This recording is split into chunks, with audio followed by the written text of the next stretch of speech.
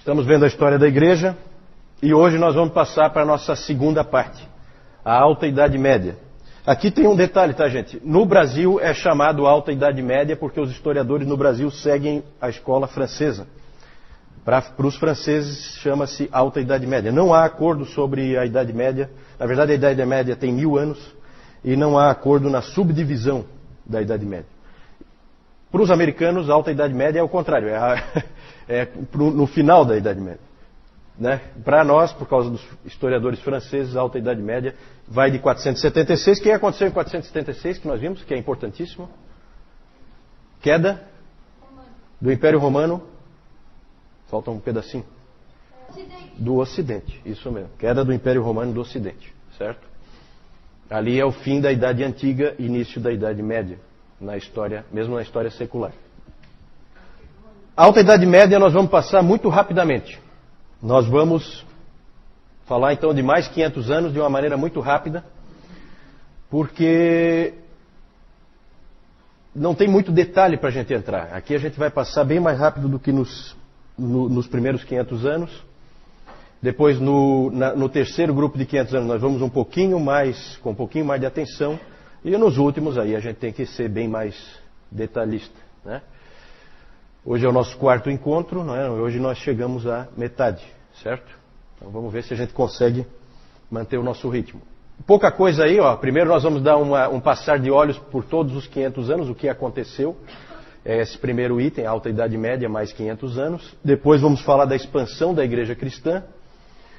Depois conhecimento e teologia, vamos ver em que pé que está a teologia nesse período. E por último temos que falar da ortodoxia oriental, a igreja ortodoxa oriental. Certo? Vamos começar então falando da Alta Idade Média, mais 500 anos. Vamos nos posicionar historicamente. No domingo anterior, no nosso último encontro, nós terminamos vendo um monte de figuras sobre os bárbaros invadindo o Império Romano. Cada vez um novo grupo de bárbaros invadindo, e eles vão aos poucos minando o Império Romano do Ocidente, e ele então desaparece. Acaba caindo a própria cidade de Roma, e aí o Império Romano do Ocidente desaparece. Resta o Império Romano do Oriente, também chamado Império Bizantino, exatamente.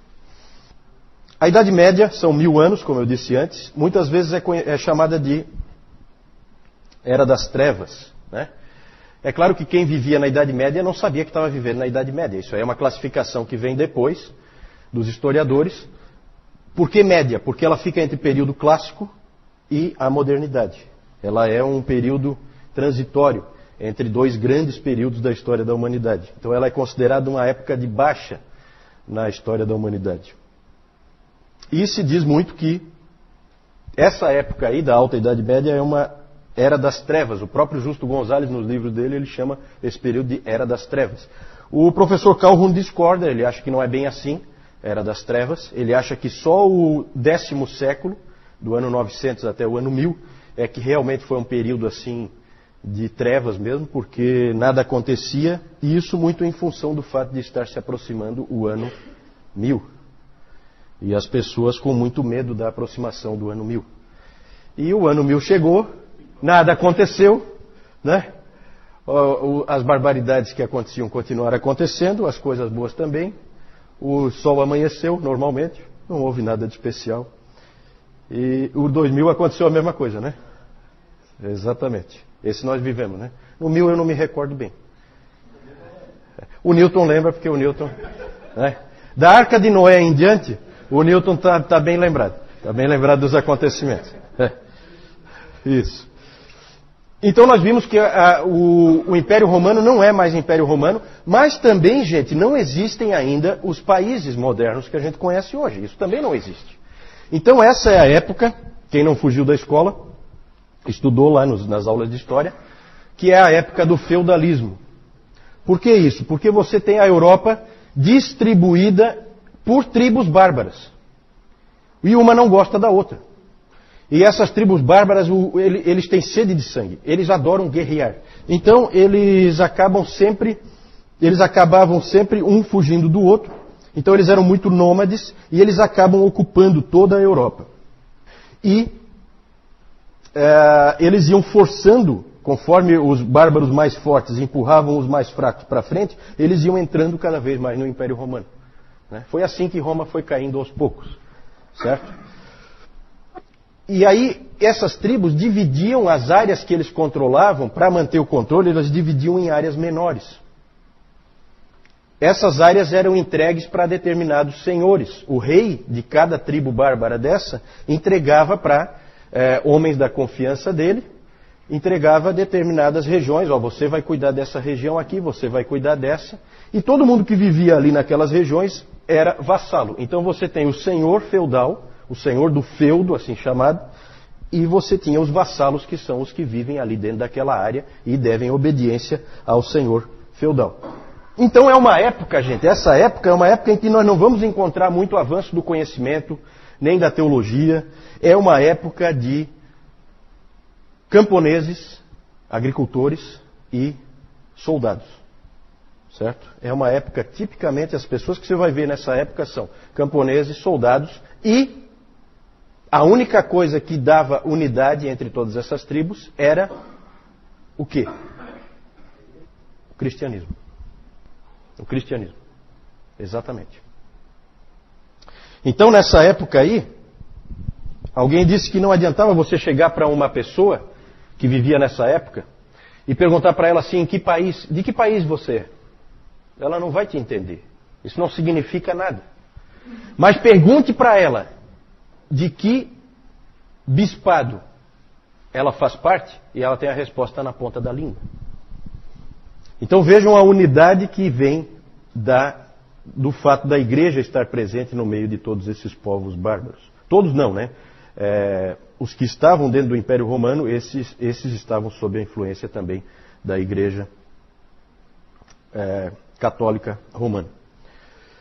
Nesse período nós já podemos falar em igreja católica romana, tá? A gente evitou de falar anteriormente da igreja católica romana, mas eu mostrei para vocês no nosso último encontro, no final eu mostrei um papa, que esse é o papa que é mais ou menos o marco do início da igreja católica romana, que é o papa, alguém lembra? Leão I, exatamente, Leão I. Esse Papa aí foi quem primeiro, foi ele que fez uma coisa interessante, que é o que até eu acho que foi a Adriana que me perguntou, pena que ela não está aí. Foi esse Papa que bolou, que teve a ideia de pegar Mateus 16, versículos 18 e 19. Alguém abre para mim aí, por favor? Vou colocar uma voz bonita aqui para falar. Também. A tua com certeza não. Falei voz bonita. Né?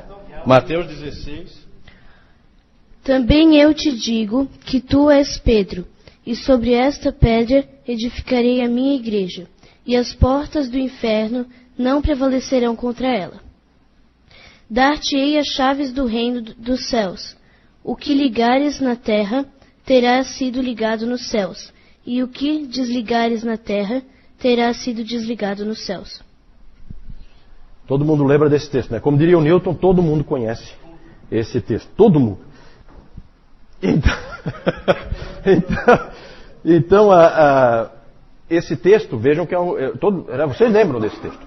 Só que esse Papa Leão I teve a ideia de pegar esse texto e trazer autoridade para ele baseado nesse texto bíblico. Certo? Porque aí ele diz que as chaves do reino estão com Pedro, e que a igreja é construída em cima de Pedro, o que, num primeiro momento, não resolve nada. Só que aí ele diz que Pedro foi o primeiro bispo da igreja de Roma. E que ele, pela sucessão apostólica, foi passando a autoridade e a chave para cada um dos bispos de Roma. Certo? Tudo isso aí não está no texto, né? Todos esses adendos aí, para construir a interpretação, evidentemente são ideias do Leão I, extremamente úteis essas ideias para a força do papado e para a força da igreja romana. Exatamente. A ideia da sucessão apostólica, que nós vimos já em outro momento, né? Ele vai construir, pegar essas pecinhas e construir um esquema usando uma base bíblica que vale até hoje, vocês sabem disso. Está sendo usado até hoje, isso aí está em vigor, né? Para a igreja católica romana. Esse, então, foi um grande papa para o catolicismo romano. O outro grande papa do catolicismo romano, nesse período, foi Gregório o Grande. Esse aí é o papa missionário. Foi ele que, depois de Paulo, nós podemos dizer que ele é o primeiro grande estrategista missionário. Ele realmente traçou nos mapas onde ele queria mandar missionários, quem ele queria conquistar.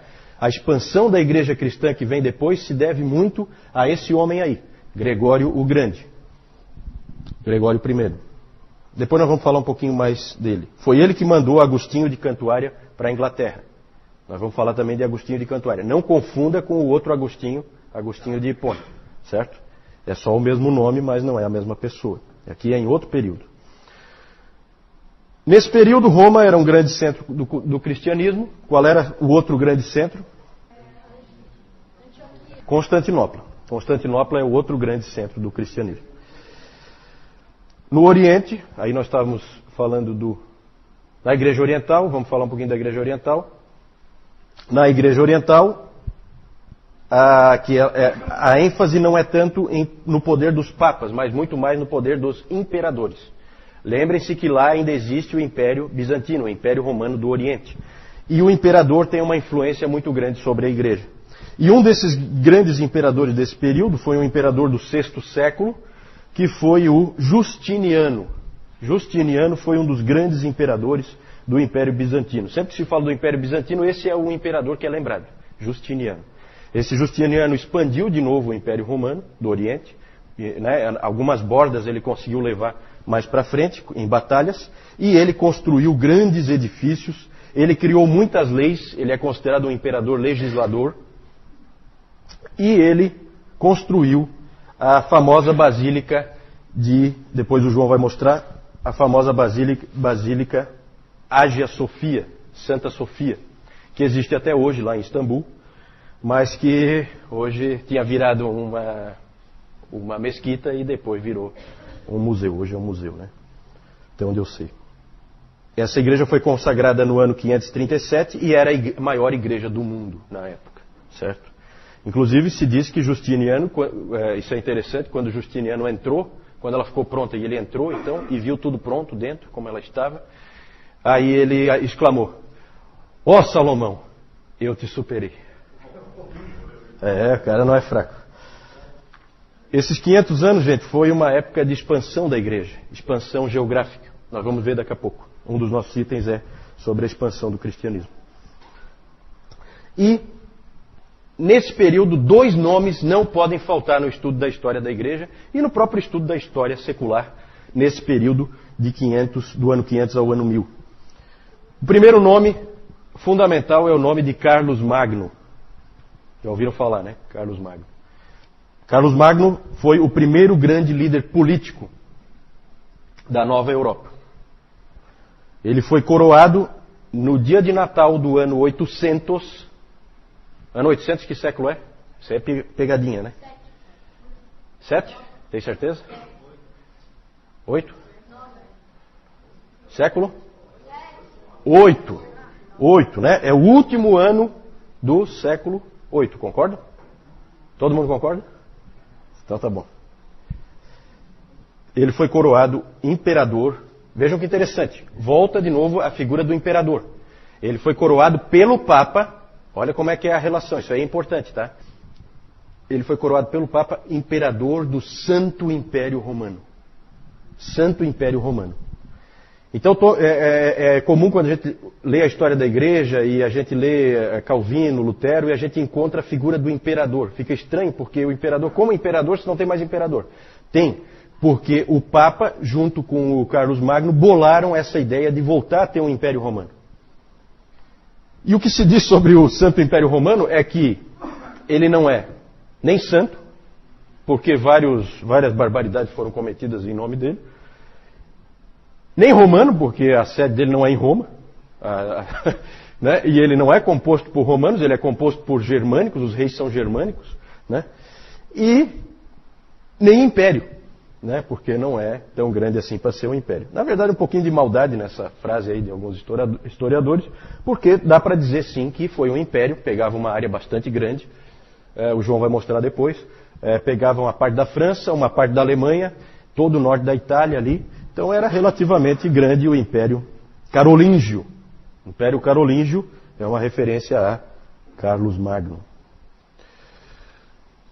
Enquanto no norte nós tínhamos a expansão da igreja, ao sul surgiu o grande inimigo do cristianismo. O grande inimigo nesses 500 anos, o grande inimigo nos 500 anos seguintes e o grande inimigo nos 500 seguintes e provavelmente o maior inimigo nos 500 seguintes também. Chama-se Islã. Surgiu no século VII. Né? Toma cuidado porque muita gente diz que essas religiões antigas, judaísmo, cristianismo e o islamismo, todas surgiram na mesma época. De jeito nenhum, né, gente? De jeito nenhum. O judaísmo é muito mais antigo que o cristianismo e o cristianismo é muito mais antigo do que o Islã. Certo? Não dá nem para comparar. Nós não vamos entrar em detalhes sobre o islamismo, na verdade o nosso foco é a história da igreja, mas vocês sabem que o islamismo é fundado por um sujeito chamado Maomé, e esse Maomé morreu em 632, e nos 100 anos depois da morte dele, o islamismo cresceu assustadoramente. O João vai mostrar depois o mapa também. É assustador o cristianismo, o islamismo, o que cresceu em apenas 100 anos. Ele tomou todo o norte da África, todos aqueles grandes centros do cristianismo que nós vimos foram tomados pelos muçulmanos, Cartago, a própria Alexandria, certo? Por isso que Alexandria já não dá mais para dizer que era um grande centro do cristianismo, porque já estava sufocada ali a igreja pela presença dos muçulmanos. Eles daí foram tomando tudo, aí eles foram pelo norte da África, ali para a Ásia tomaram tudo. Tudo começou na Arábia Saudita, tá? Foram tomando todo o norte da África. Isso, foram invadindo e tomando. Não, é militar o negócio. É militar. O próprio Maomé, ele foi expulso de Meca, ficou em Medina. Quando ele voltou de Medina para Meca, ele voltou pela força, certo? E aí a Arábia Saudita ali é o início, é o berço, né, do islamismo. E eles avançaram, os muçulmanos avançaram pelo norte da África, que é onde nos interessa mais. E aí eles atravessaram lá na ponta, depois ali no mapa vocês vão ver. Lá na pontinha do norte da África, próximo da Península Ibérica, você tem o Estreito de Gibraltar, que é bem próximo ali. Por ali eles entraram na Europa. E aí tomaram a Espanha inteira. E começaram a avançar pela Europa. Na verdade, o cristianismo não morreu, não foi sufocado, não foi destruído, por causa dos francos. Depois vamos falar dos francos. Os francos são muito importantes para a sobrevivência do cristianismo. Eles venceram os muçulmanos na Batalha de Tours, que foi aniversário essa semana, no dia 10 de outubro de 732. Eles venceram, o Carlos Martel, né? O Carlos Martel venceu com as suas tropas o avanço dos muçulmanos e conseguiu segurá-los na Espanha. Eles não foram mais para frente. E do outro lado, em 718, as tropas do imperador conseguiram também conter o avanço dos muçulmanos. Eles não conseguiram tomar Constantinopla. Constantinopla, como nós vimos na outra vez, é estratégica. E eles conseguiram manter Constantinopla de pé. Então, nas duas pontas da Europa, houve proteção, houve segurança e o cristianismo ficou na providência de Deus protegido. Senão ele teria sido varrido do mapa. E só existiria islamismo. Na Ásia. Falamos de vez em quando, a gente fala um pouquinho da igreja na Ásia e na África. Por que a gente não fala aqui vocês aqui da frente, por que a gente não fala da igreja na América? Nunca falei da igreja na América. Porque ela foi descoberta bem recentemente. Isso. A América ainda nem foi descoberta. Tá certo. Depois nós vamos falar da igreja na América. Ainda não, né? A igreja na Ásia. Na Pérsia, a igreja continua, a igreja nestoriana, certo? Lembrem-se sempre, na Pérsia a igreja é nestoriana. A igreja nestoriana sobreviveu ao domínio muçulmano, porque ali na Pérsia foi tudo tomado pelos muçulmanos. E ela inclusive conseguiu se expandir. Missionários persas chegaram, no ano 635, chegaram à capital da China. A capital da China, nesse período, a China era dominada pela dinastia Tang. E eles conseguiram chegar até lá, na China. Era Chang'an, acho, alguma coisa assim. Não tenho bem certeza. Na Índia, a igreja permaneceu viva. Na China, então, eles chegaram até a China. Na Índia, a igreja permaneceu viva, mas no meio de um monte de hinduístas, budistas. Então, igreja fraca, pequena, com dificuldade de sobreviver, perseguida. Né? Então, sempre foi assim. A igreja de Mar Thoma, né? Tem uma igreja lá. Mar Thoma, referência a Tomé. Certo? Lembre-se sempre, a igreja da Índia é uma igreja diferente, separada, fundada lá por Tomé. E na África, norte da África, já falei, os muçulmanos tomaram conta de tudo. A igreja conseguiu sobreviver no Egito, a igreja copta. Né? Então, em Alexandria permanece ainda a igreja, mas agora com bastante dificuldade por estar sufocada pelos muçulmanos. Na Núbia, atual Sudão, a igreja cresceu nesse período, mas praticamente desapareceu nos 500 anos seguintes. Na Etiópia é o único lugar em que a igreja permaneceu viva na África. E permanece viva até hoje. João. Então, como o Juliano estava falando, aqui nós temos o período do feudalismo, que ele era sempre composto por esses três grupos aqui. São os clérigos, os soldados e os camponeses, onde tinha a intervenção sempre da igreja ali. Aqui nós temos o Leão I, que ele era conhecido como o Grande, né? Grande, não porque ele disse, mas os historiadores acrescentavam, né? E ele foi papa, o papado dele começou em 440, terminou em 461. Depois nós temos aqui também o Papa Gregório I, que ele teve um papado também começou em 590 e terminou quando ele morreu em 604.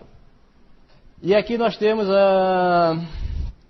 aqui primeiro o imperador Justiniano, e aqui nós temos a igreja Hagia Sophia, que quer dizer Santa Sabedoria. Tá? Como a gente pode ver aqui, quando ela foi construída, ela tinha até uma cruzinha ali em cima que era uma igreja. Em 1453 ela passou a ser uma mesquita, tá?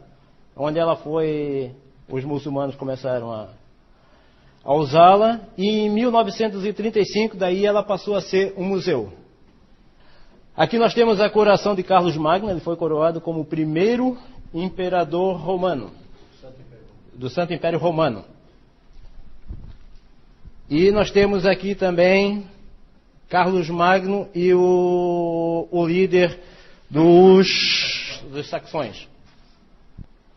E aqui agora nós temos o Império Carolíngio, que o Juliano acabou de falar, tá? Que foi o Império de Carlos Magno. Essa parte azul aqui foi a parte que ele herdou quando o pai dele faleceu. O nome do pai dele era Pepino. E ele tinha outro irmão, que o irmão faleceu logo em seguida, então ele herdou toda essa parte aqui. Aqui nessa parte laranja aqui, foi onde ele foi conquistando. Então ele conquistou aqui todo o norte da Itália, pegou aqui a Alemanha, pegou essa região aqui, mas aqui também ele pegou. E essa parte amarela aqui é a região habitada pelos vassalos. Aqui nós temos a entrada de Maomé em Meca, tá? Nós temos a pregação do Alcorão, e aqui nós temos também a Batalha de Turque, como o Juliano mencionou ainda há pouco. Na sexta-feira passada teve o aniversário dela, 10/10. Aqui nós temos a expansão dos muçulmanos. Ele começou aqui, tá? Na Arábia Saudita. Daí depois ele, num certo período, ele foi se expandindo, pegou o norte da África, deu um tempinho e mais tarde começou aqui também, onde ele passou aqui para toda essa região. Aqui ele passou pelo Estreito de Gibraltar, onde ele pegou aqui também a Espanha. A gente pode ver que aqui tem Espanha, tem Portugal, só que naquela época não existia Portugal, tá? E aqui também, para esse lado aqui, ele também começou a conquistar o islamismo, começou a se expandir. Eu não sei onde é que o João conseguiu uma figura em alemão ali, né? Esse João é coisa de louco.